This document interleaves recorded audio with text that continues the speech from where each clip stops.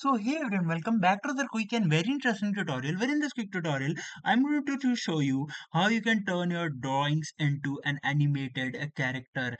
Now, in order to do it, you don't need any software or you don't need to pay anything. Just simply open any of the browser you have. You can do the same steps from your smartphones as well. Now here, search for sketch.meta demolab.com. You can see the right URL. If I pronounce it wrong by anyways, now just simply click on this option which is try it now.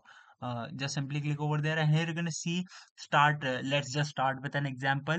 You can just simply upload the image of your drawing, your art, and it will gonna animate it. For example, let's just start with this one, and if I hit next, it will scan it and animate it for me. You can see first I need to crop it and adjust it. Once I do it in some seconds, it will animate it for me. You can see it has masked my drawing. It has uh, added point of interest that I can use to animate. You can see if I want to move this from here or and make any changes, just simply once you're satisfied, nice, and here your animation will be ready. You can see it right there.